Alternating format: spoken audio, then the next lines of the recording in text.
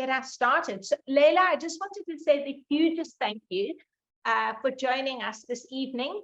It is such a privilege and an honor. I must say, I think the stars collided, and it, short of a miracle, I was just so delighted that you actually accepted my invite. The topic, I think, fascinates so many of us because our animals are really our children for so many of us. I mean, for me, I don't have children, so they really are my children.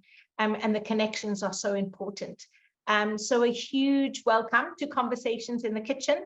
As you can see, it's a really, really relaxed kind of platform. And I'm just delighted that you could join us. Thank you. Wonderful. So, you know, I got introduced to you just because a friend of mine and I were going through some subject matter on YouTube, and I stumbled across your documentary that I've actually shared with the group. So quite a few people in the house did watch it. And I was absolutely mesmerized by this beautiful documentary where it follows Laila through Europe as you visited various clients who have various animals.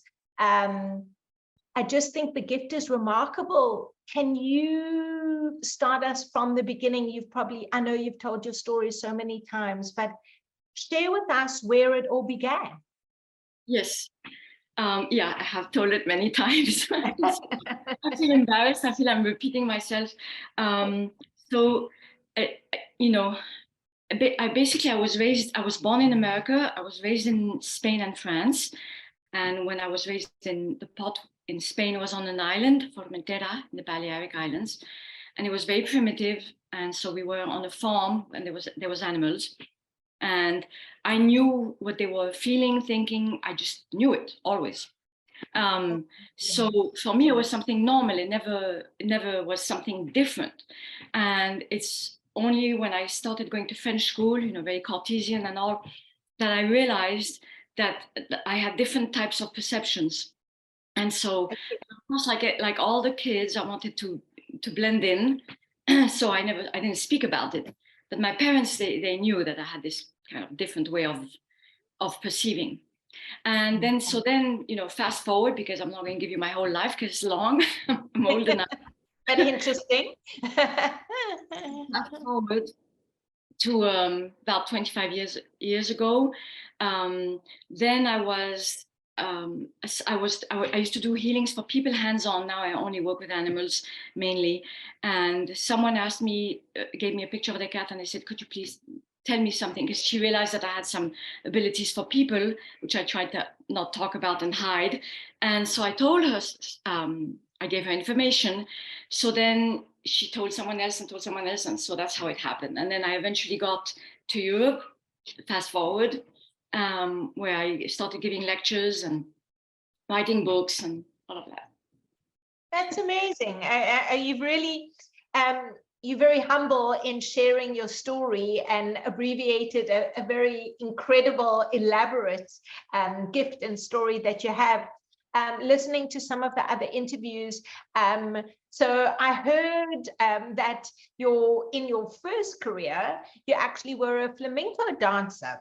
Yes. Yes. And I had no intention and thought that was going to be your trajectory. That was where you were going forward. You know, you say as a kid, this was something that was normal. What were the things that would happen? Like, you know, speak to us in terms of that. You know, I remember sort of being quite a different kind of kid that could have conversations with ethereal kind of, I don't know, for lack of a better word, beings when I was younger, but kind of blocked that. What were the impressions that would happen? You know, when you communicate, was it when you were younger, was it just animals, or did it morph into different kind of things? Yes. So of course it was a lot with animals. I mean, I just was able to connect my spirit to them, and just to, like, there was this connection, this telepathic connection where I knew what was going on. And when I knew what was going on, it would come up in the form of, I would hear things. Usually I would hear a lot more clairaudient. I would see, I would get pictures, I would get information.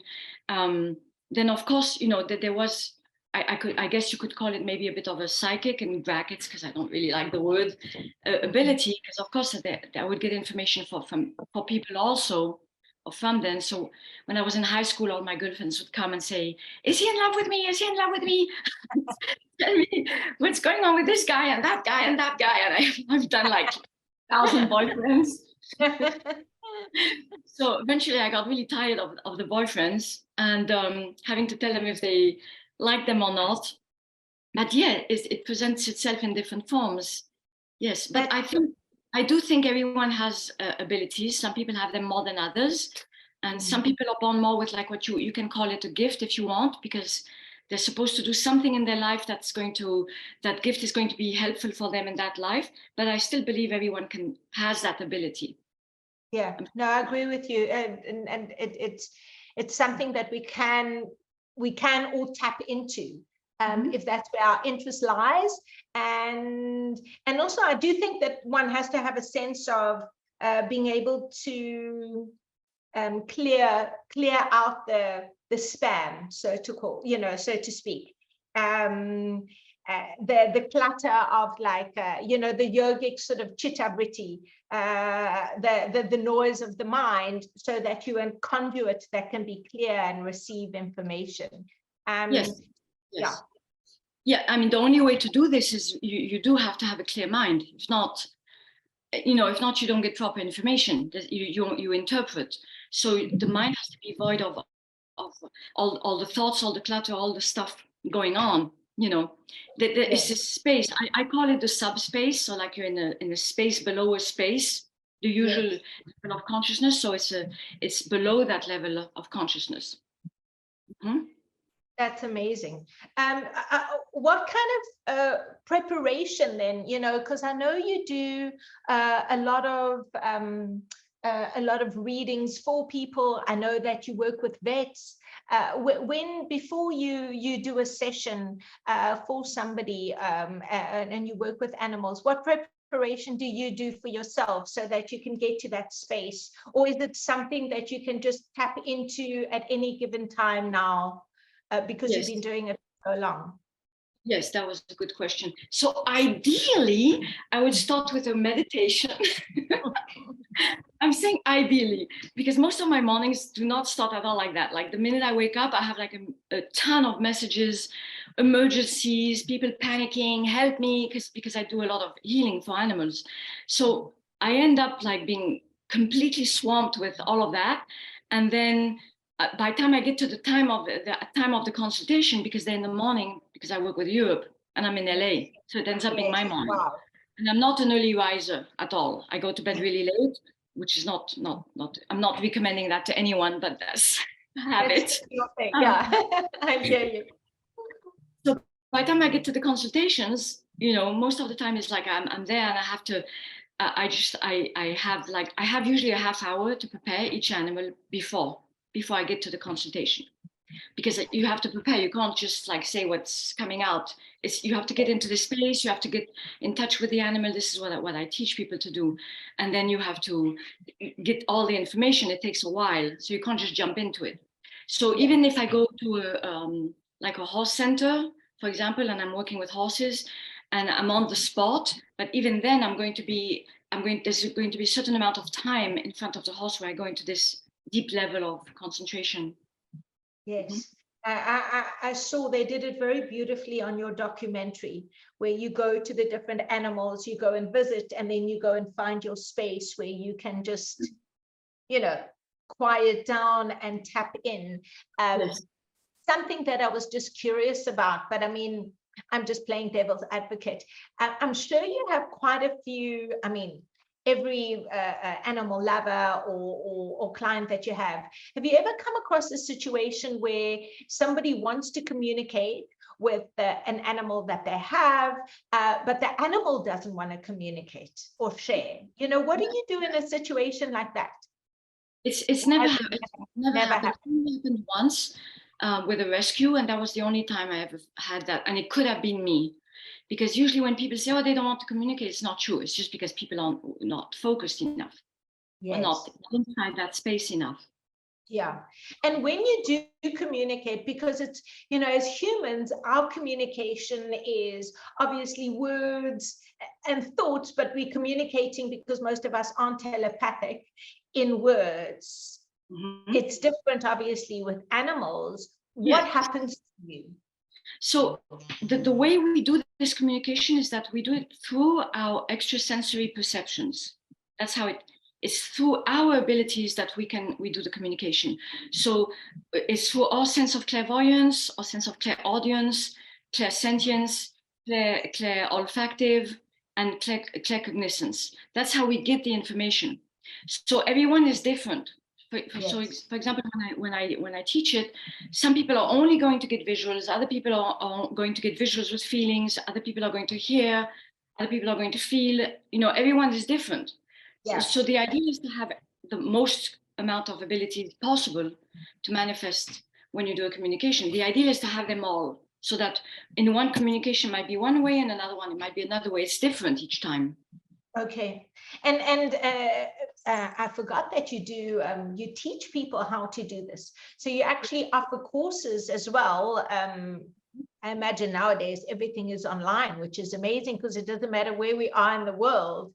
And what are your courses involved? You know, I'm sure, I just know because there's so many people sitting here, and I'd be really interested. What are your courses involved, and how long are they, if people want to find out more? Yes. So usually, I mean, a lot of my teaching is in French. I just did one in Spanish, and we're planning another one in English for September, approximately. So the first, there's one class is animal communication. So I give there's a part that's, how do you say, what's the word in English? Not technique, it's, I can't find the word, theory. Thinking in a few languages here, so I miss my words. So the first would be theory, because I have to explain how it functions and what are the different abilities and how one uses them in communication, and what's going on in your mind while you're doing the communication. Because all this is very conscious. You're not just like, you know, going there in space and doing this. It's very conscious. It's very guided, your own process. So that's the first part, is theory. And then after that, we learn the protocol. And then we do lots of practice. It's very intense. So when I do it in French, because we have so many people, we usually do it over 3 days. But most of the times for English and Spanish, I keep it in over a weekend. Okay. So it's usually Saturday, Sunday. Yeah. Okay. I think pretty intense. Yeah. I think there are going to be many people that would be very interested. I could be projecting, but I know I'd be really interested in finding out more about communicating in a course like this. I just think it's fascinating. What I love is that, you know, watching the documentary and watching you in your different interviews, just, you know, we're aware there is a level of awareness, but obviously not as in depth, that you know, that animals, of course, animals have, every living being has a sense of consciousness. Yes, but absolutely. You really bring that to life. And I think that's what, I mean, it's so incredible, and you make it so, the word magical, but it's just, I think it's also so important in the time that we're in to understand the level of consciousness. Yes, well, that's the whole point. That's why for me it's really important to teach this, because I feel, you know, and this is very personal, but of course I feel like with the way the planet is going, it's very, very important for everyone to just access this consciousness of an animal. And the only way to access it is in depth, that way, to really feel how they feel, to know how they feel, and to feel it with our own senses. Like I feel it in my body, I feel it in my thoughts, I feel it in my emotions. It's the only way to really know, because if not, like a scientist is going to talk about consciousness, which is fantastic. We need all these people. We need everybody, you know, for the animals, because there's so much to do.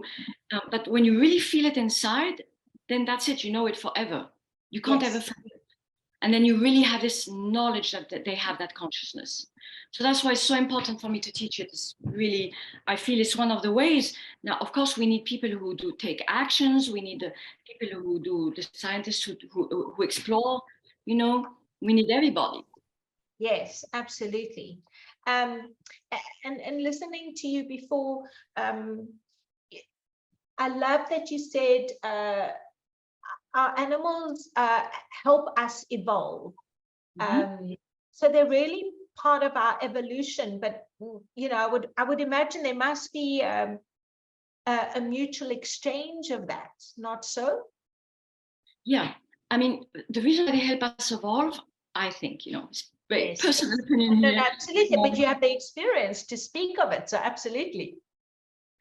Is because of this unconditional love, this unconditional love. So you're obliged to evolve because you're faced with this love every day, and it teaches that to you, amongst other things. You know, some people learn patience, you learn joy, you learn presence, you learn so many things.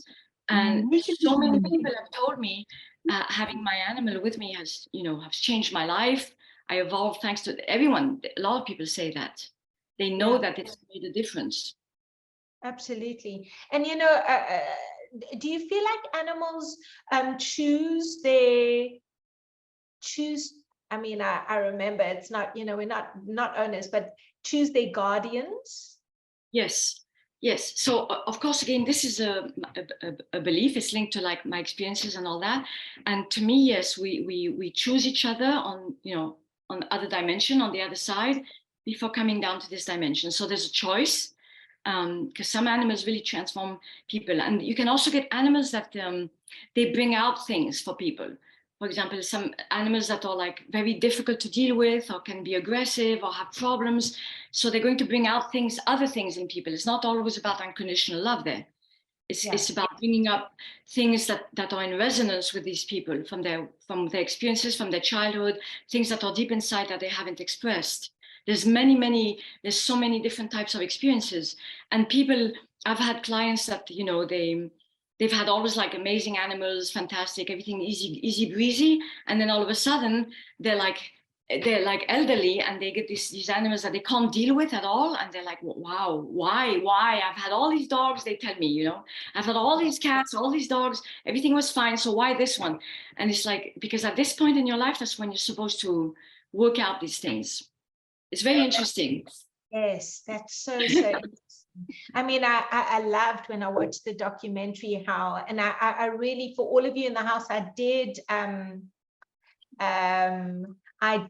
actually, sorry, people sending me messages, so I'm trying to multitask. Yes, it is off, Michael. Now I've lost my train of thought. Watching documentaries, you said. Watching your documentary, I was amazed at how, when you tapped into some of the animals, what was revealed was traumas, some of the traumas of their guardians that came up. So like you say, where it can really reveal. So sometimes, you know, have you seen, it looked like that sometimes an animal can almost emulate their guardian's pain, their owner, you know, their guardian's pain, until and is it until it's recognized by the guardian that transformation then can happen? Yes, I mean, every case is different. So sometimes there's going to be resonance, and it's going to bring out deep emotions. And other times not. You know, it really depends on the cases. Sometimes it's just a situation where, for example, there's a territorial issue. There's other animals that want to come in, and the cat is peeing on the floor because he's marking territory. Sometimes it's issues between animals if they live together, and the human being has nothing to do with that. But other times, it can be very deep things that are linked to the emotions of the person, and things that haven't been worked out that can come up. It's very, it just depends. Very personal and individual, right? Yes. Yeah. I am, mean, I was fascinated. I've had 3 cats, I still have 2 in my life, all of which definitely chose me. So it's always been interesting because they literally came to my front door and asked to move in. And I mean, I have one, my one Tom, Jack, he actually moved in, and I mean, I was acutely aware of the timing of this. He came to stay with me 8 months before I got diagnosed with cancer years back. I'm now all fine, but he really did come as my guardian and has stayed as my guardian ever since. So I do love that they, you know, they are, I think, soul contracts. Yes, they are. So too. You know, with our animals. That's Yes. amazing. You know, I think it's definitely, like you say, the time that we're in, where the world is, the connection to understanding or appreciating, valuing animals' consciousness, and in native consciousness is such a healing. It's so important for, I think, the healing of the planet, wouldn't you say? Yes, completely agree. Yes, we have to, because we won't advance if we don't understand that everything has consciousness. Yes. The animals, the plants, the actual earth we're walking on, everything. So we can't advance if we don't understand that, because then by not understanding it, the human beings are in the process of using all the time for their own means. With the purpose for God. Yeah, you're right. I mean, that's the thing when you understand. You know, it was quite amazing. I'll share a quick story today. I was listening to one of your interviews. I can't remember. So with a lovely blonde French lady. I don't know how long ago, but I think it was relatively recent. Mike, I don't know if you saw the date on it. It was the one you sent me, and I went for a walk, and you know, you spoke, and I've heard you speak about sometimes meditation, and for me meditation is walking. I need to be able to walk and alone, but I did want to listen to you and listen to your voice and sort of tap in, and I got to an area in the mountain where there was a little stream. And I thought of myself, and the interview just finished. It just finished. And I was like, oh, do I continue walking or should I just stay here? And I turned around and I saw this lovely dog. And I thought, oh, I think I must just stay here. You know, I don't feel like I need to keep on walking. And I landed up seeing the dog's owner. We landed up having this conversation. And it was just so in keeping with like having listened to you tap into this subject matter for tonight, and then having a conversation with this lady whose dog is really one of those light beings that you know, like you say, and I've heard you speak before, animals are definitely light beings, and some have, you know, even higher vibrational sort of healing abilities. This dog, Sonic, definitely had that. There was such in-depth conversation, you know, connection that we had.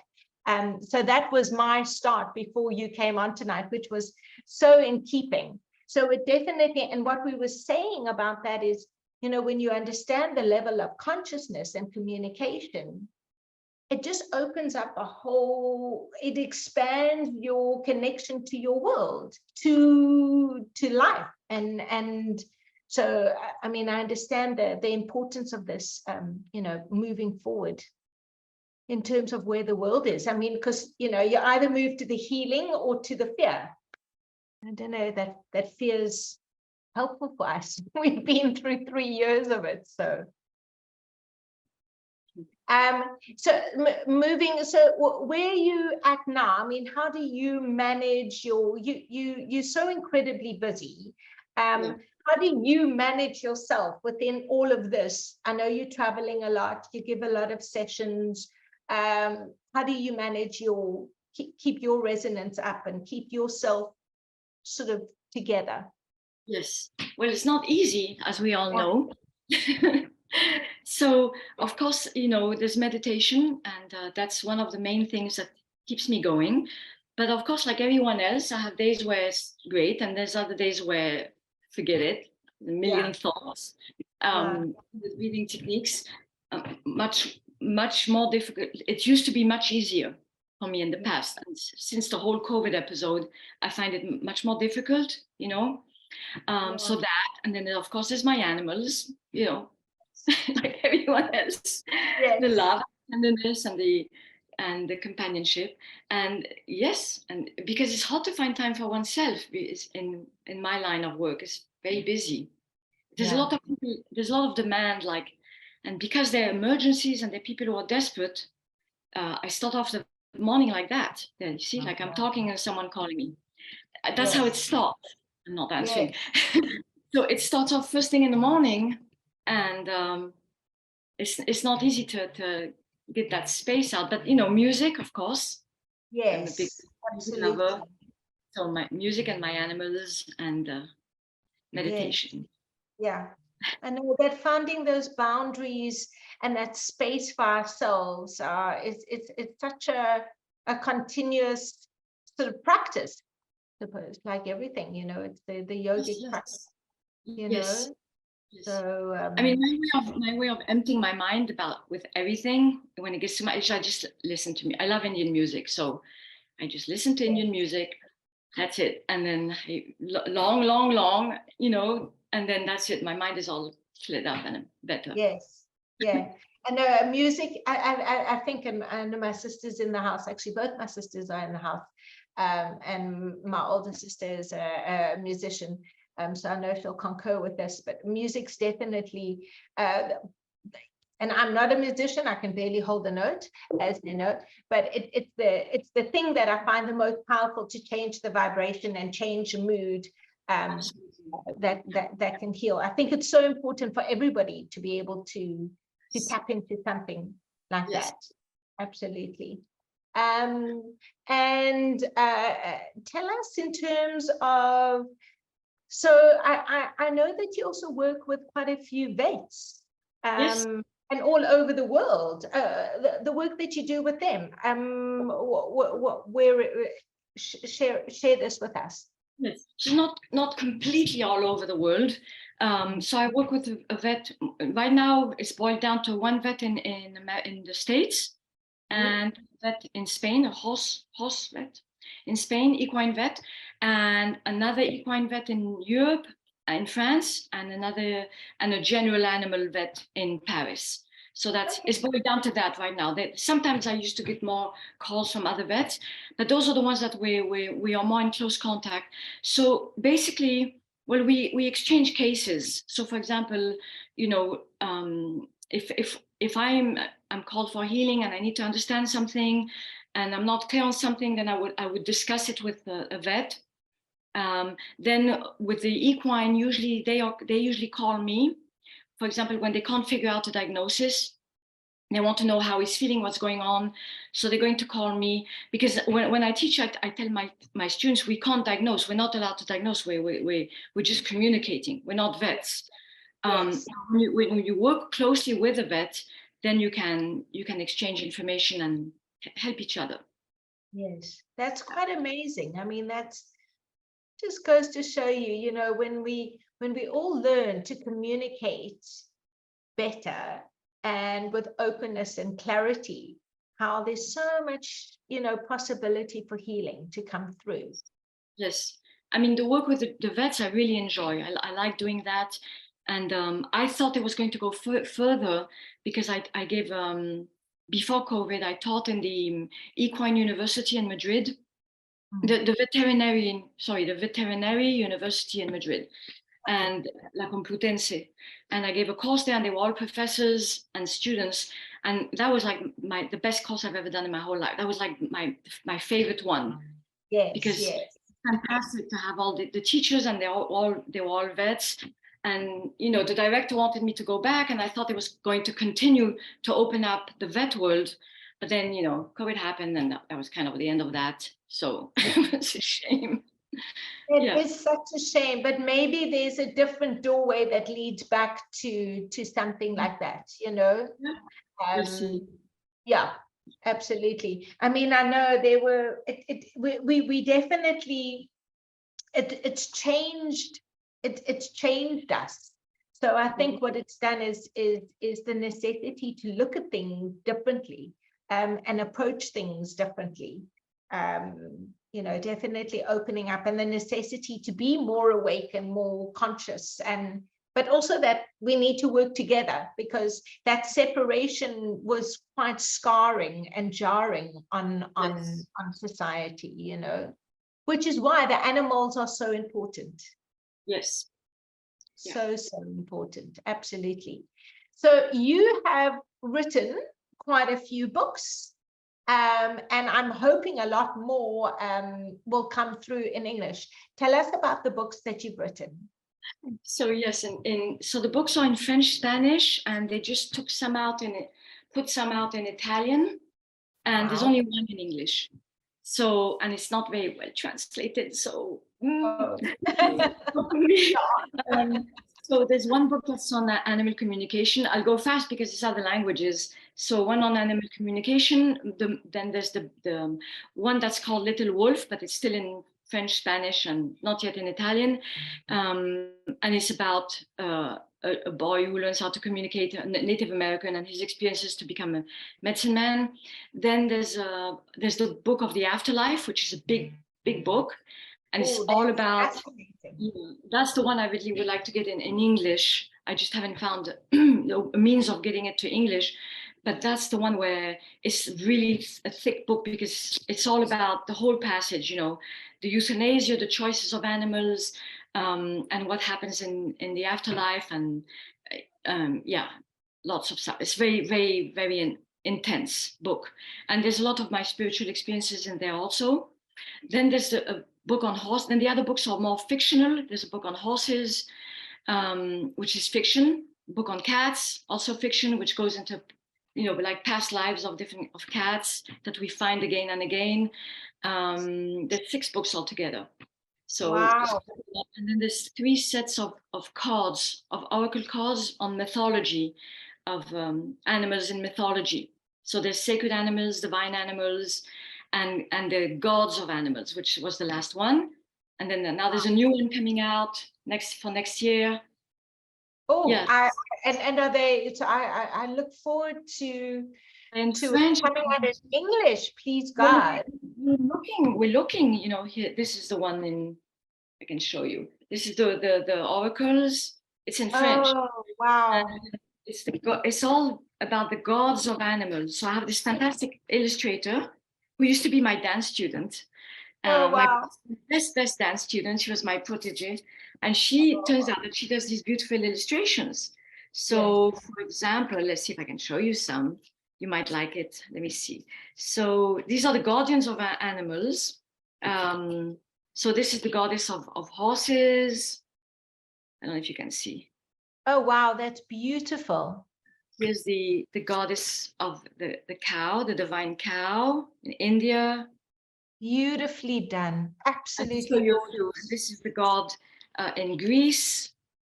No, Rome, sorry, Verminus of the yes.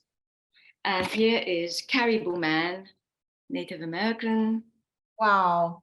Yeah, just showing you a few. So she does this beautiful work, and we're dying to get this in other languages, because she's American. Yes. But this, we haven't. I have no idea how to go about this. So, you know. Well, I'm going to put it out there in the house. If anybody, you know, can help us out with this. This is about building communities. So, I mean, there's lots of people, there's some Americans in the house, some people that have lived in America. My sister's lived in America. Michael, my friend, is here, and he lived in America. So people ask me, and I say, well, I'm sorry, in English, I only have one book, and this is the last book. Before the one that's not published out yet. It's called the Divine Reign. So it's like meetings with divine animals that represent the divinity, and teachings about other dimensions and things like that. I like this. It's my last one. This one was the hardest one to write. It was during COVID, and I got writer's block for like a whole year. A time where you had time to write, eh? Yeah, I had all this. I mean, I didn't have time because I was teaching a lot during COVID because people they wanted to learn because they had nothing to do. They were stuck in their homes. So I was actually teaching a lot. But yeah, I had writer's block for a whole year, which has never happened to me before. I couldn't put nothing. It's amazing. It's amazing. But you know, I think it's that like that overstimulation, like you say, because everybody was home, so one could teach. And as teachers, I mean, I was busier than I've ever been. I mean, I'd never even done this before. I've like, my family would actually laugh. I mean, I've never been computer literate in my life. I literally just learned how to copy and paste 2 years ago, and it was that bad. And here I'm like hosting a show in my kitchen. For you. I am totally fascinated by your book on, I mean, by all your books, but by the information that comes through on Afterlife and what happens. Now, their passage, you know, is it similar to the human exit and entry on the other side? Is it, you know, how much can you speak about it? How much can you share? What are you prepared to share? I just love so fascinated about different dimensions and lives. It's a very, very long subject. So the book is in French, Spanish, and Italian. And this is the one book that I really would like to get in English, because I feel it's a book that's important, because people suffer so much when they lose their animal, and they you know, those are the consultations people call me for a lot. And you know, there's so much pain and tears and suffering and grieving. And so basically it is quite similar. And the information I have, I'm not saying it's all the truth, but you know, I've worked with these spirit doctors. I was healed by them. I had years of learning with them. And then there's other experiences with other beings. I can't go into this on this interview. It's a very long conversation. So they basically, when they die, when an animal dies, he's going to go, you know, and he does a transformation, he gets to the other level. Usually they're going to go to a place where they're taken care of, especially if they've had illnesses, like if they've had, you know, nowadays there's very intense illnesses. So they have the illnesses like the way human beings have, you know, the cancers and the renal failures and all those things. And there's a lot of illnesses that didn't exist in the past. Those are like the modern illnesses of our civilization that are mainly linked to the food, the environment and toxins, and the thingies, you know, that they give way too often. So all of that makes that they basically have almost the same illnesses as human beings have, and there's a lot of it that should not be, that maybe 20 years ago didn't exist. So and food is number one. We don't have time to go into all of this. We could at some other point. So I have a lot of stuff on YouTube about all of that, but it's in French, and I have to get it in other languages. I just never have any time.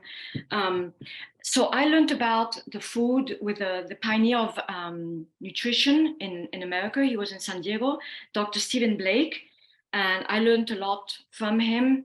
That was a long time ago. I think it was 25 years or something, 22, I forgot.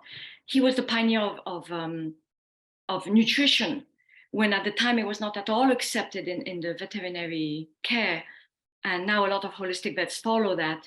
And because he actually got sick because of the chemicals that he was using as a vet. So I learned with him. And then I work with another holistic vet. So I learned a lot about nutrition.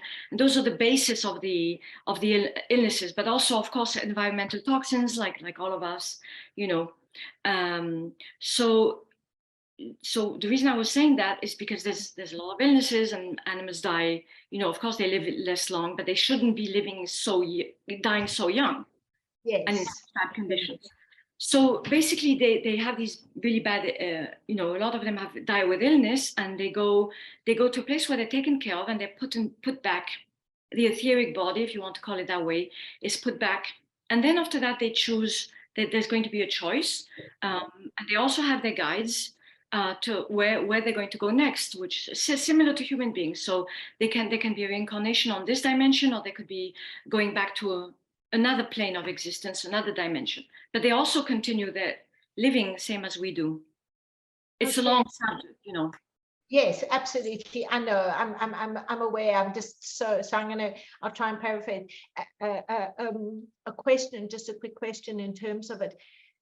Do they remain the animals they are, or do they within their reincarnations, or do they come back as other beings? Yes. So I'm only speaking from my knowledge, which of course is very limited because no one knows anything anyhow. You know, we don't know anything. The more we think we know something, the less we know. So I'm only speaking just from the little bit that I know. Okay. And what I know is that, and what I've seen is that they usually come back in an animal form. And this is usually the same, it tends to be the same breed. Like if they were a cat, they're going to come back as feline. You know, that's what I've experienced. Now, there might be tons more, and it doesn't correspond to the Buddhist philosophy, which I deeply respect, but it doesn't correspond what I've learned. But, you know, there's so many dimensions out there. There's so much knowledge, and I just know a tiny little piece. Yeah. Well, I mean, I think, like you say, there is so much information out there. There's so many worlds. There's so many different dimensions, and that we all just tasting a drop in the ocean, but it's maintaining the sense of curiosity and and awareness, so that you can be a vehicle open to information coming through. You know. Yes, and usually when I receive, sorry, go ahead. No, you go ahead. Yeah, usually when I do receive more information, it's always integrated in one of the books. It's always integrated somewhere, or it's going to be, if not on a YouTube or somewhere, I always share it whenever I get more information on those things. Because people, the truth is that what I'm asked about the most is about that, about the passing and the after, or it happened to be maybe because I nearly died a bunch of times, I don't know, or maybe because I got those experiences with these other dimensions. That's what people ask me the most. Always. I mean, to me, it's one of, I must say, for me, it's probably my most fascinating topic that I'm interested in. Me, yes, same here. I really am, because it gives me so much hope. I like speaking about it. I like hearing about people, different stories. A lot of the books that I've read have been NDEs. One of the most pivotal books, and it was vital that I read it at the time that I read it, was Anita absolutely. And it was so important. I read it because, you know, I read it, I think I was given it at the beginning of my chemo, and the title kind of, I was like, oh, I couldn't, the title put me off. Yeah. And then I think I took a month and I picked it up, and then I listened to the audio, and it was like the best medicine I could have ever heard, because it gave me a sense of hope and understanding, and it sort of confirmed the connection of different dimensions that really took away all my fear of death. Yes, wonderful. Yes, she's absolutely fantastic. She really is, absolutely. So, I mean, I know we sort of there, but it's nice to just follow a flow. I mean, your experience of going through various NDEs, that expanded your ability to then communicate with the animals when they've crossed over. When was I didn't have NDE in the sense that people talk about the NDEs. So the closest I had to that was when I was 10, when I nearly died, and then I was like in this I was nearly drowned, and there was this light at the bottom of the water, and this awareness that I was leaving. That was the closest. After that, I had a bunch of nearly dying, but without the NDEs, which I would have liked. But then I did have a lot of experiences with the other side, like beautiful. So like I call them, but it's too long to talk about this here. Yes, we'll have to. I mean, I really want to stay connected to you, because I just love chatting to you, and I love the dialogue and conversation. Would you be open to people asking you any questions tonight? Yes, of course. Yes. So I'm sure there are some curious people, and probably going to have to limit it to not absolutely everybody, but those of you who want to ask any questions, won't you just put your hand up, unmute yourself, and you know, it's such a privilege to have you here. So please, Saul. Hello, my friend. Hi, Elaine. Wow, what an interesting topic. So I've never been alive on this planet in this life without a pet ever. Okay, from when I was a kid, and we've got a 1-year-old dog who. Well, okay, let me go back. We had one of our dogs. We've had Ridgebacks all our life, and we've had a Dalmatian who passed away some years ago, and we've just got this 1-year-old Ridgeback who we convinced has come back as that Dalmatian, as a Ridgeback, because in the Dalmatian's life is surrounded by Ridgebacks all the time, which are very domineering, very big, very strong. And is it possible that you can 10, 15 years later get a pet that comes back reincarnated as a past pet, but in a different breed or a different... Yes. Yes, I think so. I mean, of and course, it's a beautiful thing. I mean, like we in awe of what this dog does, and it almost resonates the behavior patterns, the love, you know, just the idiosyncrasies. yes. But it's a different breed, and it's a decade later. Yes, yes, yes. And So it's I've got goosebumps because when Elaine put this out, this is the only question I want to ask. yes. And she's the most beautiful being, but she's a different breed, but she's a female, not a male. And she's part of we've got 2 other ones the same, and she's Dexter, but she's Luna, but she's a female, different breed. Mm-hmm. Yes. So, okay, first of all, I finally see who's speaking, because I was looking for who was speaking. Sorry. And you have the name of my son. Hurley. His name is Shaul. Saul. No. No. That's amazing. So thank you. Yes, I mean, of course, I don't know anything exactly, you know, but from what I've experienced, they definitely, you know, there's no time. So what can be years on this dimension or seconds in another dimension. So they can perfectly well, they can come back in a lifetime if it's necessary. And they can completely come back in another form, in another breed.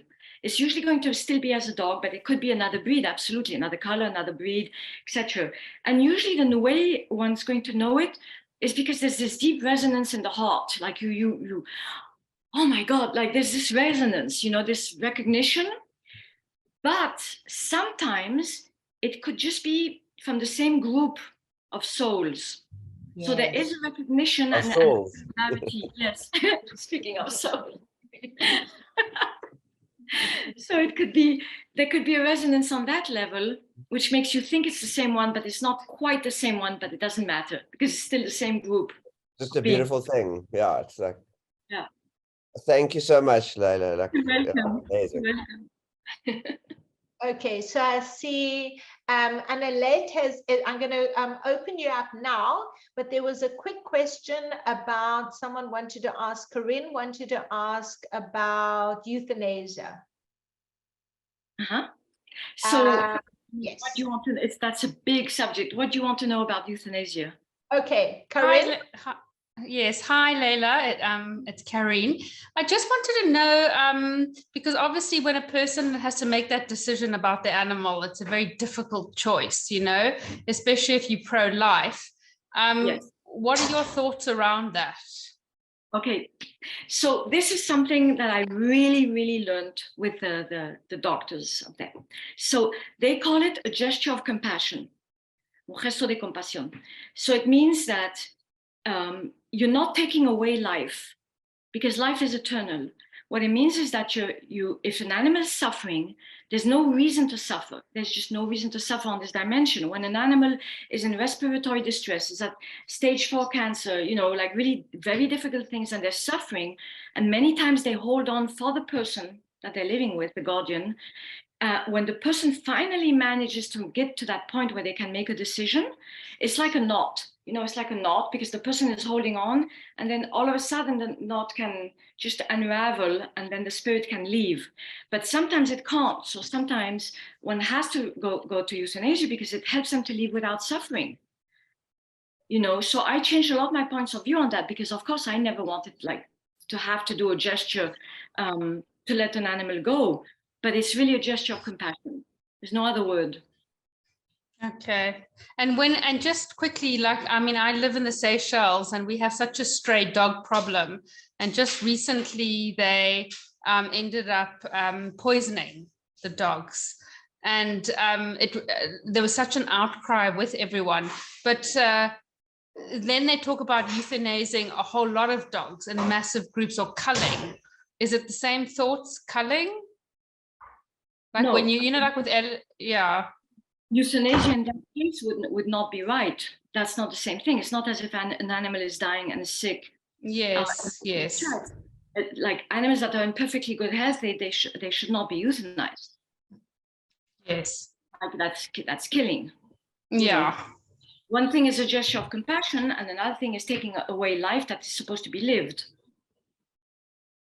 Yes, yeah, but there's always that dilemma, like at the SPCA, when they're in those little cages all the time. So I think it's a very hard choice. Yeah. Very complicated. I mean, one has to take case by case and look at it in depth. It's very complex. Very complex. Yes. Yeah. Thank you very much. Thanks, Corinne. Annalette, I know you wanted to ask a question. Unmute yourself. Unmute yourself. We can't hear you. You're going to have to press unmute. Go to your computer, Annalette. That's right. There we are. That's right. Yes. Okay. I'm a breeder here in Cape Town in South Africa. And I've been a breeder for 15 years. And 3 years ago, we started to have problems with our breeding, that all the girls just stopped with breeding. There were no puppies. We had phantom pregnancies, and that is how it went all the time. And it still stays that we still have the problem.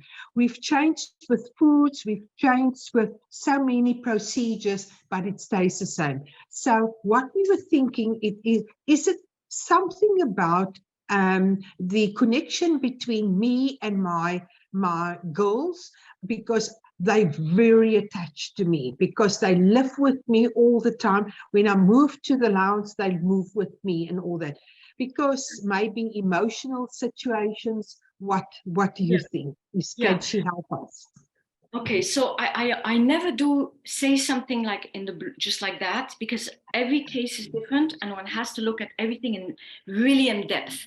So, but I'll explain to you the possibilities that could be. I would never say it's this or that until I look at it, So there's many options. There can be things that are from the animal itself. For example, once I had to do an elephant, a female, and she wasn't, they couldn't get her, they wanted to get her, to have a baby. I don't know if one probably doesn't say that for elephants. And it just wasn't happening. So they called me. It was from a national park. And basically the situation is that she knew that they were going to take him away. So because of that, the emotion and the stress of knowing that, it stopped this whole ovulation process. So when I went to that case, I had to get a promise from them, and like a firm promise. I said, I need a firm promise that you won't separate the baby from the mother. But like, I want a real promise, like into the future, like long, because if not, I can't help you. So they said, there's definitely going to be no separations. There's no change of country, no separation, no going anywhere else. They're going to be there. So at that point, once I got that promise, I was able to do work like that. That's a healing thing. And it worked. She got pregnant. And I've seen cases now with horses. Now, so I'm only explaining that to show you that it could be an emotional cause. And because linked to separations, future separations, it could be a cause that's linked to the human being that's with them. So if there's a very close contact with the human being, It could be something emotionally going on with the human being, either the attachment of the human being with the animals or something personal from the human being, which I can't go into here because I don't want to say things online that would be personal. And it could be that, which could be affecting the situation. It could be so many things, but one has to look at it in depth. See? Yes, thank you. Okay, we're looking into it further in the future. Thanks so much. Yes. Thank you. There's a question that Maureen has asked. Maureen, would you like me to just read it out, or is there something you want her to answer separately? Shall I read it? Give me a thumbs Just up? read it out. Just read it out, Okay. Elaine. Okay, cool. So she says, good evening. In a time of my life when I was in a very different space to where I am now, I was very unfair to my animals. I didn't walk them. I shouted at them, used to smack them when they went inside the house and such like. My little girl, my cat's just come to sit with me. Not proud of this behavior, but it's there anyway. Is there anything I can do in arrears? I've said sorry to them, post them dying from old age. Is there anything more I can do? Yes. Okay, Maureen. So I have a lot of people who tell me things like that, especially also in the horse world. Okay. Let's see, let me try to set this.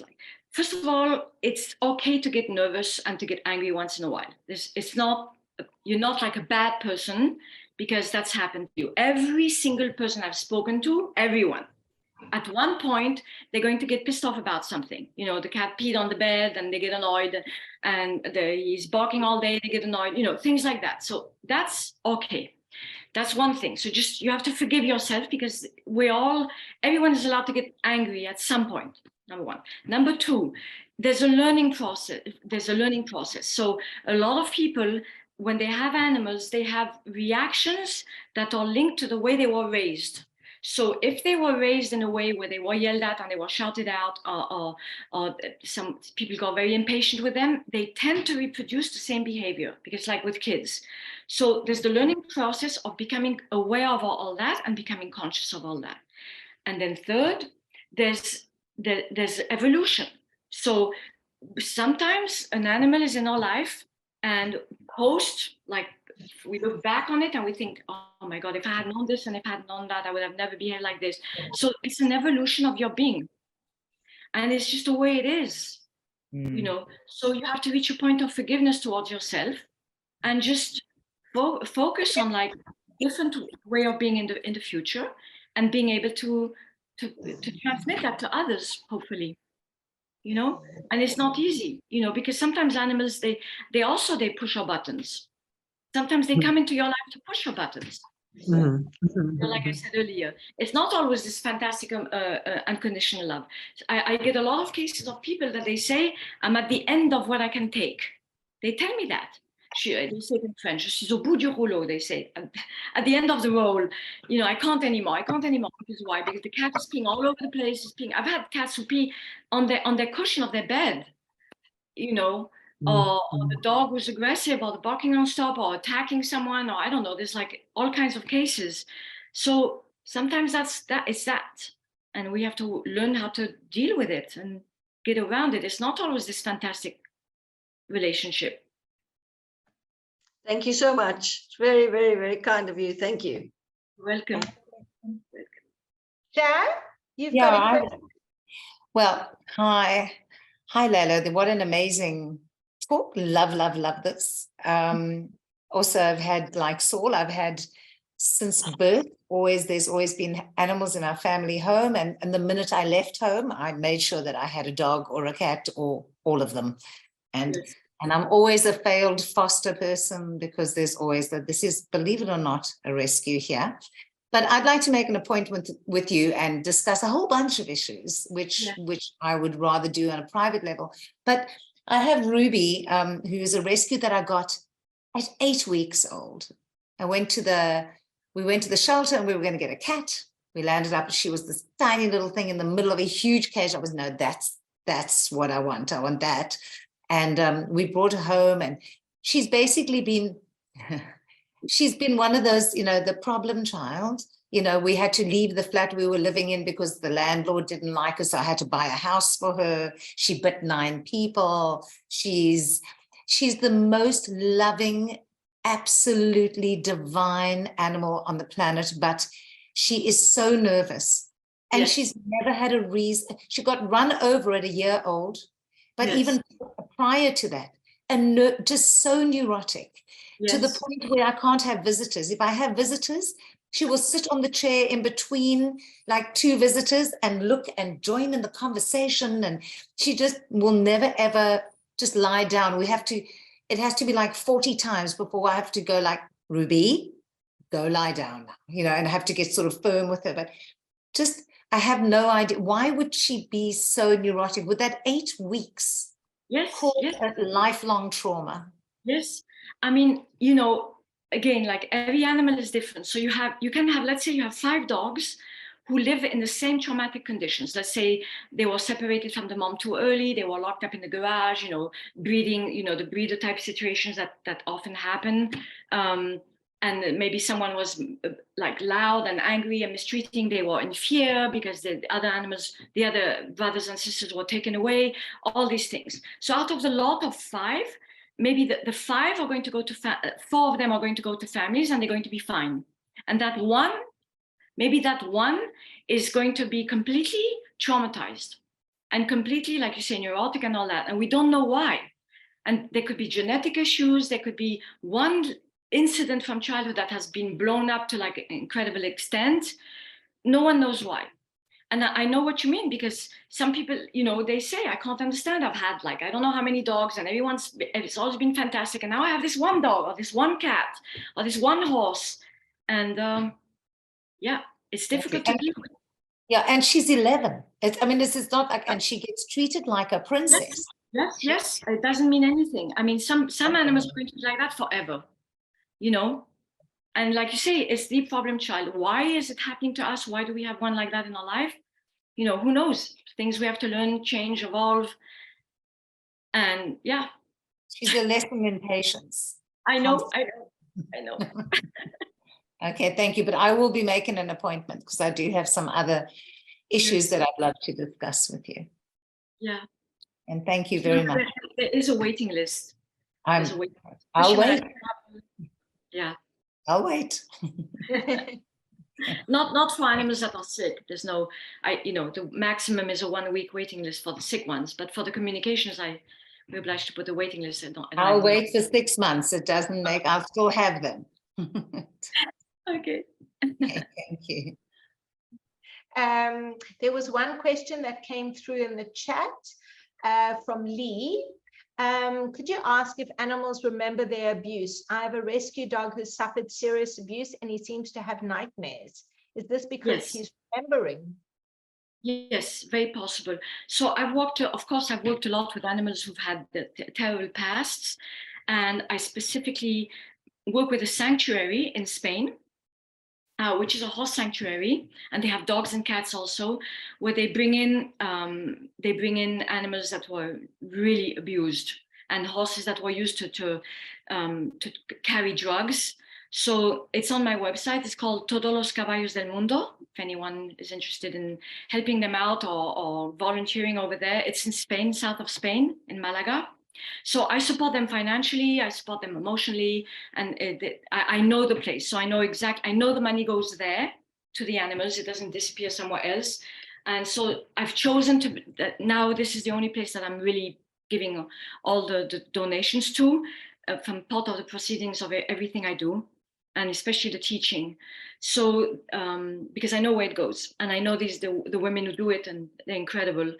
So I have worked a lot with animals that are abused, and yes, they do remember. Of course, they have a memory. They remember. So, but in general, a lot of animals, once they reach another place where they are taken care of, they are able to really live in the present and to put aside the past. Unlike human beings, we tend to live in the past or in the futures. Animals are really in the present, so they are able to put it aside. And I've seen animals with like horrific abuse, you know, that were really able to be happy in a space and live in the present. But it's true that other animals, they really they can carry the trauma, and therefore they can become neurotic, like as we saw, or they can be, yes, they could be nightmares. It's true. Yeah. Okay, thank you. Somebody, any experience with snakes and spiders as pets? That's an interesting question. Yes. So when I was a dance teacher, I used to have spiders. They all wanted to come to my studio. So it was a point where it was getting impossible because my students didn't like the spiders. They were scared, and you know, they were cute small spiders. They weren't like the what are they called? The ones that kill you there, the black widows or anything like that.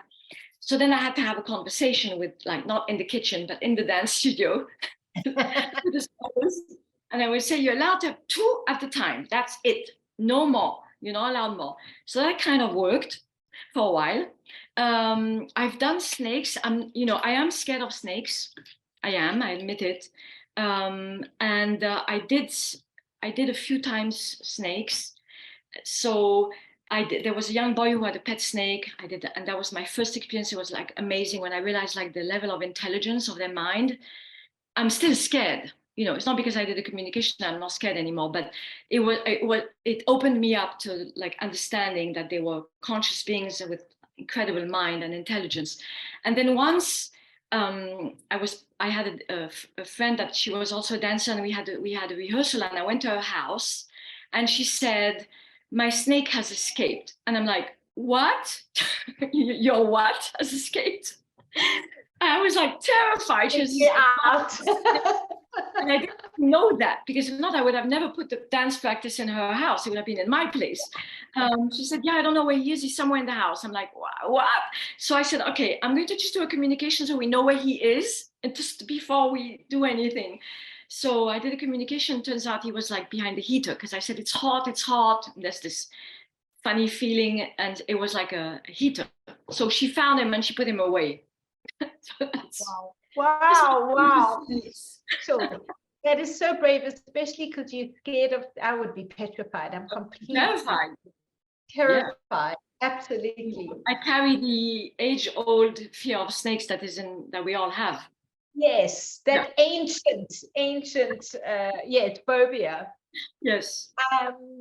There's a question from Marlene. Interesting. Do animals mourn the loss of a companion? I would imagine so. Absolutely. Absolutely. So some animals really grieve a lot, really a lot. Some animals actually can't continue living after the death of another animal, and others they understand that the animal is good, the other one is gone, the companion is gone, that it was his time, and they're fine, and they manage to continue their life. It depends. Wow. It depends. Yeah, absolutely. So there are 2 more. I'm going to allow for maybe just 3 more, because I know it's going to keep on going, and people are just going to. So Monique's hand is up, and then there's somebody in the chat who is going to be after that. I'll ask Corinne's question after Monique. Hi, Monique. So Monique and I had an amazing conversation. We were chatting before I saw you this afternoon on my walk, and she has this amazing dog, Sonic. So I'm so pleased you could join, Monique. How's it? Thank you, and what a synchronous night. And Laila, thank you so much for everything that you've shared. I wanted to share that my Sonic is a case where he had a really, really, really horrible, stressful experiences when he was little, and I picked up that something wasn't right with him, and we worked with a pet whisperer, and or a communicator, and I'm not sure if I'm breaking up. I'm just going to move. There we go. There you go. That should be better. So we worked at my Sonic. He was really struggling, and I worked with a communicator, and I was encouraged to communicate with him, like speak to him. And I got down on my knees in front of him, and I explained to him that I know his story and thank you for sharing it. And I worked with him that the past is over and that every day he's safe. And what we did is we listed everything that was amazing about that day. And I did it for about 2 or 3 or 4 months. And he literally transformed. His behavior completely transformed. It feels to me like what you explained, that he's living in the moment now. He remembered it. Yes. And it was like a cloud over his consciousness, over his being. He was like under a dark cloud. Yes. And once we did all of the work, and it was hard work, and I healed a lot and learned a lot from him in that process, but he seems to be in the moment much more now. Yes. Yes. So I quite mean, magical. yeah. No, whatever means you're going to take. I mean, once an animal knows that he's understood, it makes a difference already, just that. And just the fact of putting that intention of working with him, whatever technique, I mean, there's many different ways of approaching things. But the bottom line is really the fact that he knows that he's understood, and he knows that there's that effort, there's that work together that you're putting, no matter what type of way you're doing it. And many times those type of things are because we have to work through things ourselves. So there's a resonance. Yeah. And so when there's that resonance, like they could be from our past or childhood or experiences, then it comes up to the surface, and it helps. Yeah, it does. It really does. It's like it's a blessing. Yeah. Thank you. Thanks for your amazing work. Thank you. Thank you. And Elaine too. Thank you. Oh, pleasure. So pleased I bumped into you earlier on today. There's one more question in a chat, and then one more live, and I think that's going to be it, because I can keep on going the whole night. They'll keep you here the whole night, gladly though. Do animals differ? Do different animals have different levels of intelligence? Yes. Okay, so I would never say that, because as human beings, we are not able to test the level of intelligence of animals. So when I really understood that is when in the movie, there's a part, I don't know if you remember, where we're with the monkeys, and it was this horrible place that I didn't want to do. And they kind of pushed me, the director, they insisted on doing that place. And I got there and I nearly passed out. And because I knew there was other stuff going on behind. And the scientist who came up to me, because she was a replacement scientist, the first person who had agreed to do the movie, the professor, he couldn't be there, so there was someone else. She came up to me and she said, she shook my hand and she said, she was very cold. She's the one who's in the movie. I don't care what she thinks if she hears me. And she said, I don't care what you're going to say because I don't believe you. So she started out like that, like really agreeable. And then, before you spoke about it, I just got a whole cold shiver up my arm. So yeah. And I knew they were doing experiments in that place. It was a horrible place. They had all these this wire around it with cameras, and no one could. So there was stuff going on. It was very disagreeable. And so I was obliged to do the communications at that point. And I was like, this is ridiculous, because they're testing intelligence of animals the way they would test human beings. Like, why? They have a completely different intelligence, and every different breed has a different intelligence, and we are very far from understanding it. So people might think, oh, okay, well, these animals, they don't have intelligence. Why? Because they just can't do a test that we invented, human beings, but they have their own intelligence and their own perceptions. And so I would never dare to say that they have different levels of intelligence, because I am no one to say that, because I'm just a human being who knows, who tests intelligence the way I know intelligence. But of course, we did do in the movie, there's also the part with the crows that was amazing. And the woman was fantastic. That was in Germany. And it was like beautiful working with the crows. I mean, they are highly intelligent to our norms, because they can solve all these things. And I was looking at them and I was like, wow, I would have never figured that out. The crow figures something out like in 2 minutes. And I'm like looking at it, I'm like, what? How did he figure that one out? So, yeah. It did really show. I mean, I did become aware of it, how there are different ways of thinking, different ways of, so that's where the intelligence comes in. It's just a different way of viewing different angles of viewing situations, different, almost different mathematics. Yes, but that's the way of yeah. that's the way human beings think of intelligence. But there's many forms of intelligence. Yes. Yeah. So we don't know them. We have no idea. We have absolutely no idea. And maybe like in 15 years they'll stop bringing out research on that. But for the moment they haven't. But we don't know. So we only know the type of intelligence that corresponds to ours. For Yeah. sure. For sure. Absolutely. Absolutely. This has been absolutely amazing. Everybody that has been here is just so enthralled and delighted, and you have really just, I think, made our whole evening. I know it's your beginning of the day, and hopefully can and move forward smoothly. Any last thoughts that you could just leave us with as something to just, hold near and dear with our animals, Yes. that we can sort of take deeper? Yes. So, okay. So last thoughts.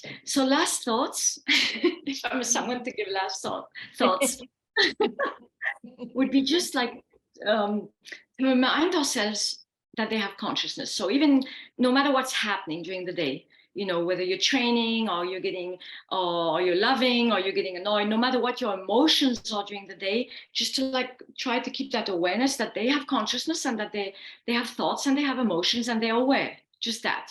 So that would be the first thing I think would be important to always remember that, because people tend to forget. And the second would be, as actions for our planet would just be to do anything that would be an act of kindness, anything. Like, and it can be tiny. It can be the snail that's on the path and you just move it. And anything that would be for you an act of kindness. It doesn't have to be big things. Some people have to do big things because that's their life work, but other people don't. And so, but anything that could be an act of kindness. That's it. Oh, I love that. You're so right. Just little acts of kindness make for a much better world. Yes, anything. Doesn't matter what it is. Absolutely.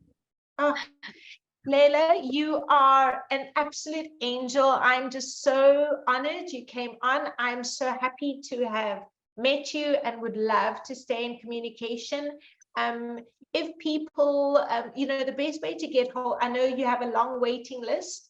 I will want to encourage everybody to go onto YouTube and look out for your documentary. I'll resend it, those of you who aren't on my group.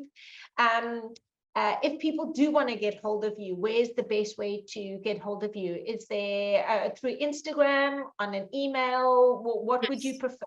Yes, so the best is to write to the email, which is, I'll write it down if you want, because that's really the best. Info Laila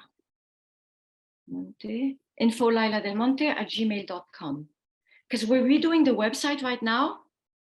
Did I write it correctly? Yes, we're redoing the website. So it's the English part on my old website is not quite it's not up to date. We're redoing it. Hopefully, I'm praying it's going to come out. I've been waiting for a whole year. It will come out for, hopefully we're April. So now we're on the last part.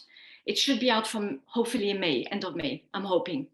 And so the English will be a little bit more, will be better and more up to date. So anyone who wants to be in touch is info.laila.delmonte@gmail.com. I do have an Instagram. So I have an Instagram with a lot of followers on the French one, but we just recently created an international one, which would be for English, Spanish, and Italian. So it's Laila del Monte, INTL. So then you can go on that and see we post things.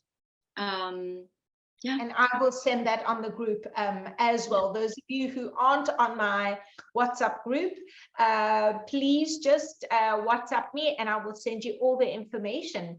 Yes. I don't always see Instagram, as you remember. You remember that. I take ages to answer. I know, and I'm like, also between both of us, but we've navigated well enough. I mean, I only look at Instagram to listen to Indian music. That's about it. Like, and then someone who helps. I go on once a month to tell everybody who's coming. So I'm also like not frequent enough, but we do our best, and it's about sort of spreading the goodness and kindness with the work we do. So I'm so grateful Thank you Thank so you. much. Thank you, That was Elaine. lovely. Thank you, Yes. Elaine. Like, for Ella. another Thank you, brilliant, everybody. a Thanks for brilliant Thursday joining. evening. And see you all, please God, next month. Body. Lots of love. So much. Bye. Thank you for the Thank you, amazing Laila. chat. Really, Bye. thank you so much. Thank you. Thank you. Thanks, Leila. Thank you so much, Elaine. Thank you very much. Only a pleasure. It was a delight.